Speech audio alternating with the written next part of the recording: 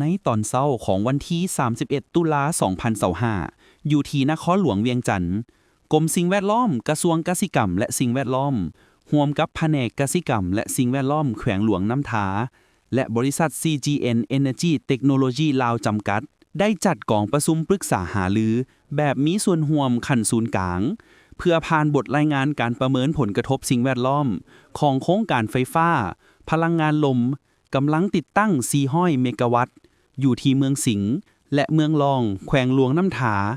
ของบริษัท CGN Energy Technology ลาวจำกัด โดยการเป็นประธานของทานปริญญาเอกไซนครอินทวงศ์รองรัฐมนตรีกระทรวงเกษตรกรรมและสิ่งแวดล้อม มีท่านนางภักกวรรณพิสมัย หัวหน้ากรมสิ่งแวดล้อม ท่านสุนทรอุ่นทลาห้องหัวหน้าแผนกเกษตรกรรมและสิ่งแวดล้อมแขวงหลวงน้ำถามีหัวหน้ากรมห้องหัวหน้ากรมหัวหน้าแผนกห้องแผนกบรรดาท่านผู้ต่างหน้าจากแขนงการที่เกี่ยวข้องขันศูนย์กลางท้องถิ่นบรรดาบ้านที่นอนอยู่ในโครงการมีเจ้าของโครงการและบริษัทที่ปรึกษาสิ่งแวดล้อมเข้าร่วมในที่ประชุมท่านอรุณไสยวงศ์รองหัวหน้ากรมสิ่งแวดล้อมได้ขึ้นรายงานเกี่ยวกับขบวนการทบทวนบทรายงาน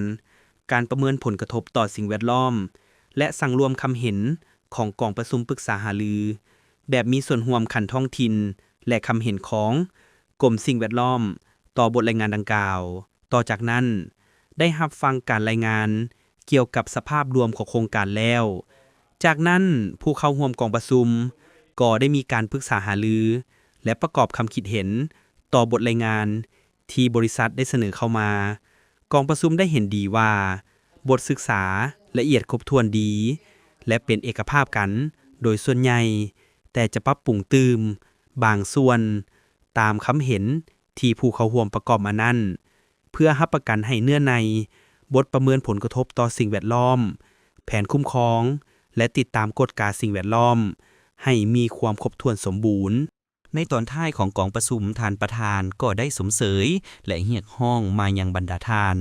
ยกสูงความรับผิดชอบของแขนงการตนในการปรึกษาหารือแต่ละเนื้อใน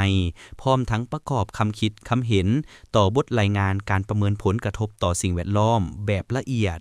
พร้อมด้วยแผนคุ้มครองและติดตามกวดกาสิ่งแวดล้อมของโครงการดังกล่าวให้มีความครบถ้วนสมบูรณ์และสามารถจัดตั้งปฏิบัติได้อย่างมีประสิทธิผลสูง